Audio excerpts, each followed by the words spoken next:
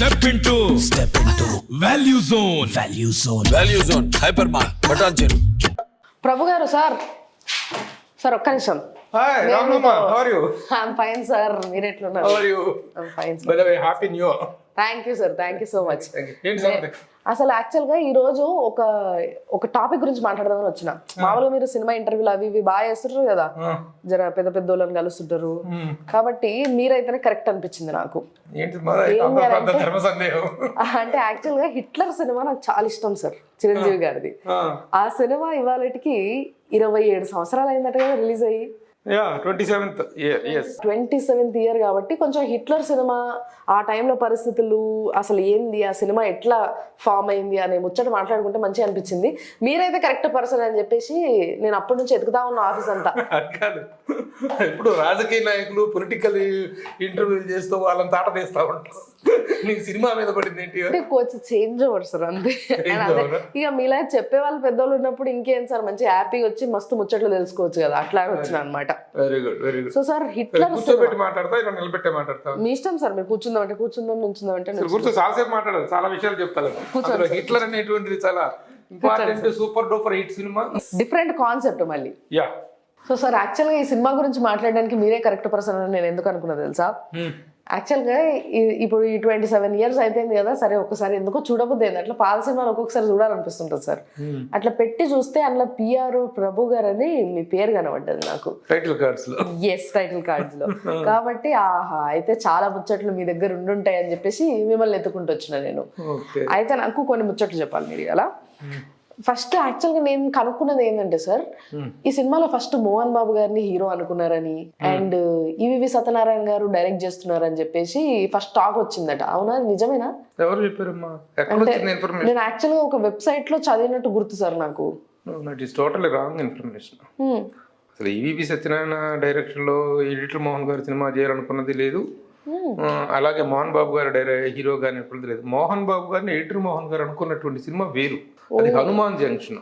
Okay, Hanuman Junction Jagapati Babu garu Arjun చేశారు కదా. ఆ సినిమాకి ఫస్ట్ మోహన్ బాబు గారిని రాజశేఖర్ గారిని అనుకుంటే వీళ్ళ అబ్బాయి ఫస్ట్ డైరెక్షన్ చేస్తున్నాడు, రాజా.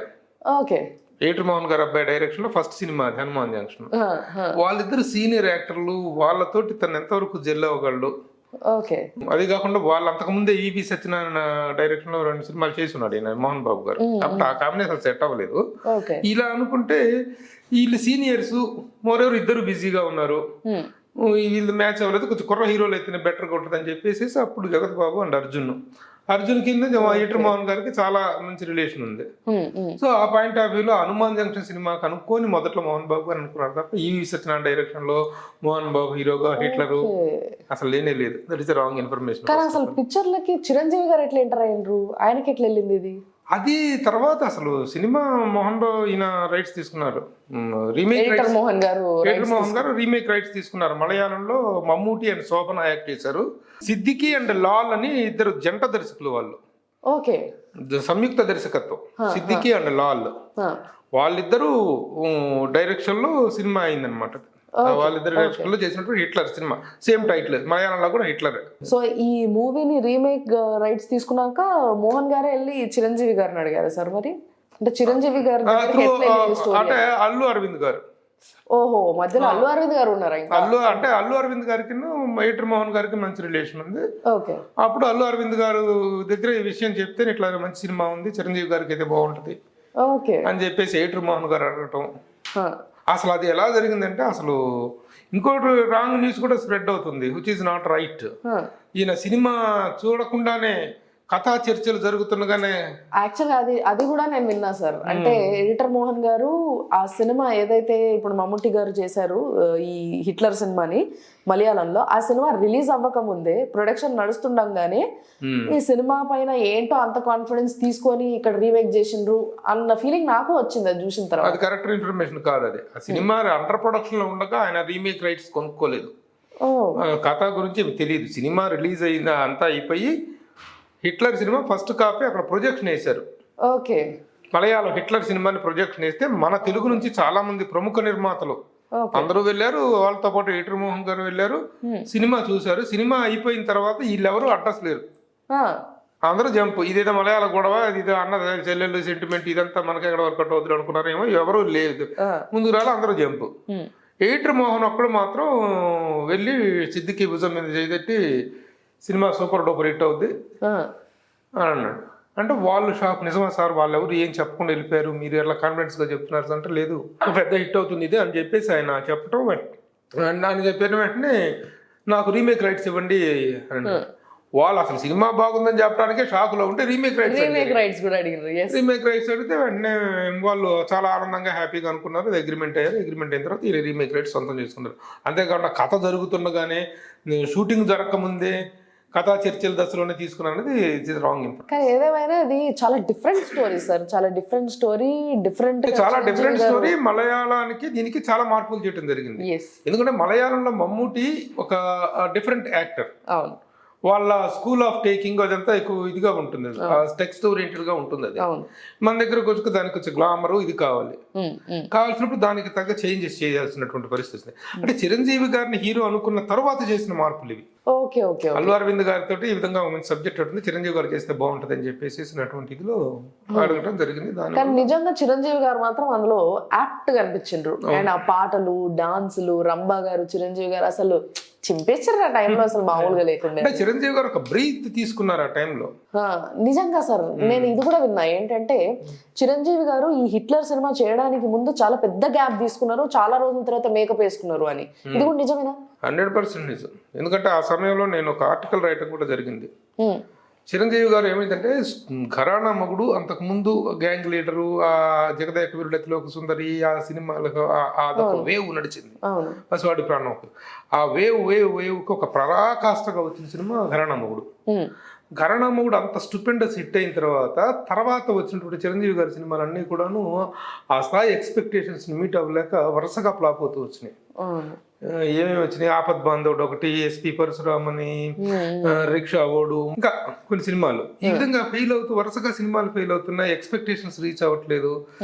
ఏం చేయాలని చెప్పేసి చిరంజీవి గారు మనిచ్చే సబ్జెక్ట్ దొరికేదాకా నేను సినిమా చేయకూడదని చెప్పేసి ఆయన అప్పటిదాకా ఉన్నటువంటి కెరీర్లో ఫస్ట్ టైం సంవత్సరానికి 10-12 సినిమాలు చేసినటువంటి ఒక హీరో ఫస్ట్ టైం ఒక బ్రేక్ తీసుకున్నారు. ఎంత బ్రేక్ తీసుకున్నారు? అందుకే 96లో చిరంజీవి గారికి ఒక సినిమా రిలీజ్ కూడా లేదు.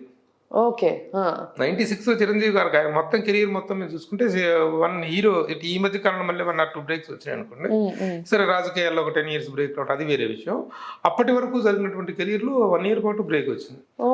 అప్పుడు నిర్ణయం తీసుకుని 8 నెలల పాటు గ్యాప్ తీసుకున్న తర్వాత ఈ సినిమా రావడం జరిగింది, ఈ కథ చర్చలకు రావడం జరిగింది. అండ్ ఈ సినిమాకి చాలా ప్లస్ పాయింట్ కోటి గారి మ్యూజిక్. కోటిస్ మ్యూజిక్. ఇక ఇవన్నీ ఇది సెట్ అయిన తర్వాత చేసినటువంటి మార్పులు ఏంటంటే, మమ్మూటి మనం తీసుకుంటే వాళ్ళు ఒక రిజర్వ్డ్ టైప్ ఆఫ్ క్యారెక్టర్స్ ఉంటాయి. చిరంజీవి గారిని కానీ చిరంజీవి గారి లాగా డ్యాన్స్ చేయగలడా మమ్మూటి? కాంట. చిరంజీవి గారి లాగా ఫైట్స్ చేయగలడా మమ్మూటి? కాంట.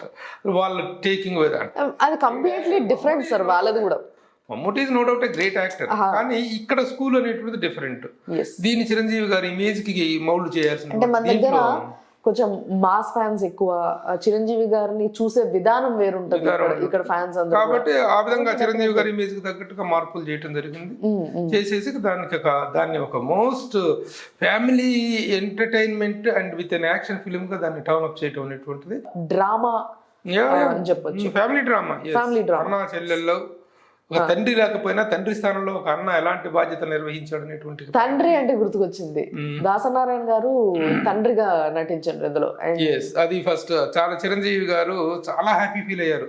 అంటే ఇప్పుడు ఆ టైంలో దాసనారాయణ చిరంజీవి గారికి ఒక ఫాదర్ గా నటించడానికి అవసరమైన ఒక ఫిగర్, అది కూడా ఒక తాగుబోతు character, driver character, mass character. అలాంటి ఒక మాస్ క్యారెక్టర్ చేయదగ్గ పర్సనాలిటీ ఎవరనుకుంటే దాసనారాయణ గారిని చేయటం. అందులో దాసనారాయణ గారికి, ఈటర్ మోహన్ గారికి, మన దీనికి డైరెక్టర్ అయినటువంటి ముత్యాల సుబ్బయ్య గారికి చాలా మంచి చదువు ఉంది. ఎందుకంటే మామగారు వాళ్ళ కాంబినేషన్ లో పెద్ద సూపర్ డూపర్ హిట్. ఇవన్నీ ఎట్లా కలిసి వచ్చిన అంశాలు అనమాట. ఇప్పుడు యాక్చువల్ గా చిరంజీవి గారితో మోహన్ బాబు ఈటర్ మోహన్ గారికి ఉన్న అనుబంధం ఏంటి? ఏమి కొత్తగా ఏమి లేదు ఈ సినిమాతోనే. అయితే చిరంజీవి గారి ఫస్ట్ సినిమా తమిళంలోకి డబ్ అయినటువంటి ఫస్ట్ సినిమా ఆరని మంటలు.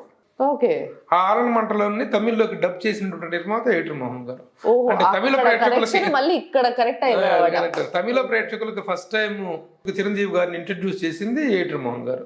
ఓకే, అప్పట్లో అనుకున్నాడు ఇతనితో ఎప్పటికైనా సినిమా తీయగలవా అనేటువంటిది అనుకున్నట్టు. చాలా మంచి, చాలా డైనమిక్ గా ఉన్నట్టు. అతనికి ఆయనకి ఎవరు చెప్పారు ఇన్ఫర్మేషన్? సత్యం గారు మ్యూజిక్ డైరెక్టర్. సత్యం గారు ఆరణ మంటల సినిమాకి మ్యూజిక్ డైరెక్టర్ అయితే రీ రికార్డ్ అయిపోయిన తర్వాత ఈయన దగ్గర ఎడిటింగ్ రూమ్ లో కలిస్తే ఏమంటే కుర్రను చూసాను, బ్రహ్మాండంగా చేశాడు. ఆరణ మంటలు అనే సినిమా తెలుగులో వచ్చింది, అది బ్రహ్మాండంగా ఉంది అంటే అప్పుడు ఆయన వెంటనే సినిమా చూసేసి దాని డబ్బింగ్ రైట్స్ ఈయన తీసుకున్నారు ఏటూరి మోహన్ గారు. అప్పుడే అనుకున్నారు, అప్పుడప్పుడే వీళ్ళందరూ ఫ్లరిషింగ్. ఒక కమల్ హాసన్, రజనీకాంత్ కొంచెం సీనియర్స్ అయితే ఈ విజయకాంత్, ఈ జనరేషన్ చిరంజీవి గారు వీళ్ళంతా ఒక జనరేషన్ లో ఫ్లరిష్ అవుతున్నట్టు వాళ్ళు అనమాట. యాజ్ అ పిఆర్ఓ మీకు హిట్లర్ అనగానే ఏం గుర్తుకొస్తుంది? కళ్ళు మూసుకుంటే మీకు సార్ హిట్లర్ అని ఏదైనా మేము ఎవరైనా కూర్చొని హిట్లర్ గురించి మాట్లాడుకుంటే మీకు గుర్తుకొచ్చేది ఏదైనా ఇన్సిడెంట్ కానీ? ఇన్సిడెంట్ అంటే ఆ సినిమా షూటింగ్ అంతా రెగ్యులర్ గా త్రూ అవుట్ నేను అటెండ్ అవుతుండేవాడిని. నాకు ఎట్లాగంటే నాకు చిరంజీవి గారితో సరే మాకున్నటువంటి ఇది తెలిసిందే మొదటి నుంచి. చిరంజీవి గారితో ఒక చిన్న ట్రావెల్ ఉంది నాకు. ఇక దాసరి నారాయణరావు గారికి నాకున్నటువంటి అనుబంధం తెలిసిందే. దాసరి నారాయణరావు గారు మామగారు సినిమా చేస్తున్నంతకాలం ఆ సెట్టింగ్ లోకి మేము వెళ్ళటం, ఆ షూటింగ్ కవరేజ్ చేయటం. అప్పుడు మాకు ఏటూరి మోహన్ గారు పరిచయం అవటం. ఏటూరి మోహన్ గారు ఇటు ముత్యాల సుబ్బయ్య గారు సినిమాలన్నిటికీ కొన్నిటికి నేను పిఆర్ఓగా చేసి ఉంటాను. ముత్యాల సుబ్బయ్య గారితో నాకు చాలా చక్కని అనుబంధం ఉంది. ఎంత పుట్టుకెదురు మా ఏటూరి మోహన్ గారు, ప్రభు గారు ఈ సినిమా పిఆర్ఓ మీరే చేయాలన్నాడు. ఎందుకంటే అటు గురువు గారితో నాకు అటాచ్మెంట్ దాసరి గారితో ఉంది, ఇటు చిరంజీవి గారితో ఉంది, ఇటు ముత్యాల సుబ్బయ్య గారితో ఉంది.